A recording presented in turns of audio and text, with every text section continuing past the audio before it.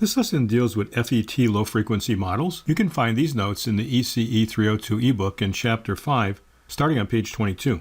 Suppose that we bias a JFET in the saturation region and then allow a small variation in the gate source voltage to exist. Here's a JFET with a positive power supply and a resistor. We're going to put that in its active region, which we call saturation. I'm going to apply a voltage between the gate and the source that has a pure AC component and a pure DC component. The value of VGS, lowercase letter with uppercase subscript, any voltage versus time, specifically now having a DC value and an AC value. When we're operating in the saturation region, the equation for the drain current that we saw in Chapter 4 was that it was equal to K times the quantity gate source minus pinch-off squared. Likewise, for I sub D versus time, we have the same equation except that the gate source voltage now can be any voltage versus time. Let's substitute in this equation here for our gate source voltage. We've got the DC plus the AC. Let me rearrange terms here. Since this is a constant, I'll put it by the DC term. I've got K times the quantity gate source minus pinch-off plus the AC gate source. Now we're going to square that. So squaring the first terms times K, the inner product times 2 times K, and then the pure AC terms times K. Here I've got a DC term, I've got an AC term, and I've got a squared AC term. If I could throw this term away, then I have a DC plus an AC and no harmonics.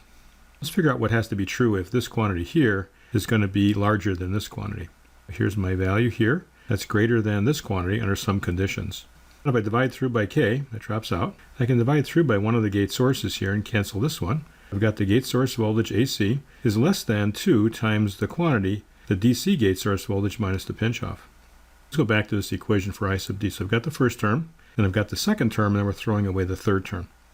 What I've got here is a DC term, I'll call I sub DQ. And then this term here is going to be my I sub D AC. My pure AC drain current is equal to this expression here, which is 2K times the quantity of the gate source DC voltage minus the pinch-off, and all of this times the AC gate source voltage. I've got the output current in terms of the input voltage in my transistor, and this term here I'm going to call GM. I've got an output current in terms of an input voltage, and a transconductance we defined in ECE302, where GM is equal to this expression. Now let me go back and take a look at the equation in the current saturation region. I've got this term here. If I were to divide by K and take the square root, I'd have an expression for this. I'm going to substitute that back in over here. This quantity is equal to the square root of I sub dq over K. Bring the K inside as K squared. I'm then going to have that cancel with one of the K's, so then I've got 2 times the square root of K times I dq. This equation, of course, is the same as this one, but this will be a lot easier to remember when we take a look at p-channel devices. In Chapter 4, we plotted I sub D versus VGS, and we had a curve that looked something like this. Let's find the slope at the operating point. I'll take my equation for I sub D and take the derivative with respect to VGS, and then evaluate it at the DC operating point. So our equation for I sub D when we're in the current saturation region is K times the quantity gate source minus the pinch-off squared. Take the derivative with respect to the gate source voltage. I get a 2 out in front. I subtract 1, get this expression, and take the derivative of what's inside here with respect to VGS. And that's equal to 1. If you evaluate this when the gate source voltage is equal to the operating point, we get 2 times K, the DC value of the gate source voltage, minus the pinch-off, but that was our definition back up over here of GM. So GM is the slope of this curve at the operating point. This will allow us to visualize how we can change GM by changing the DC operating point. And GM is going to be part of our amplifier gain term. Let's put together a small signal model for an N-channel JFET. And we have to have this relationship that the gate source is less than twice the DC gate source voltage minus the pinch-off. If that's true, we could then throw away that squared term. Any current, or really any voltage in our circuit, would then be the sum of a DC operating point result and an AC response. For AC, we have no current coming in the gate, and we have that the drain current, AC-wise, is related to the gate source voltage, AC-wise, times GM. Could you build a circuit that has those same two equations?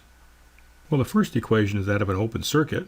The second one is a current in terms of a voltage. So that's going to be a voltage-controlled current source, whose value is GM times VGS, and that would be the current for I sub D.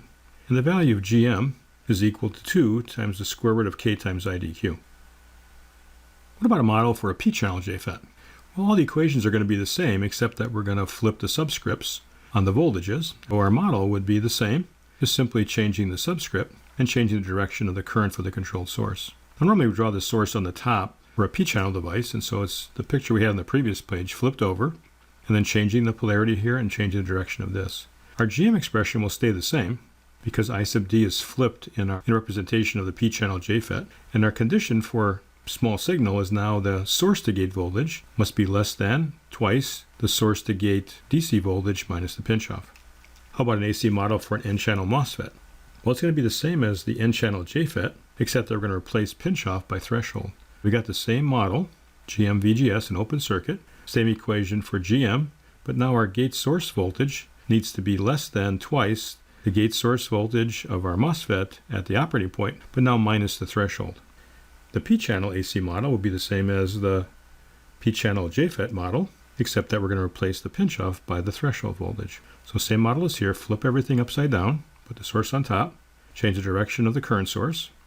Expression for GM is the same, but just as test conditions where we've got the change in subscripts. And these are FET low-frequency AC models.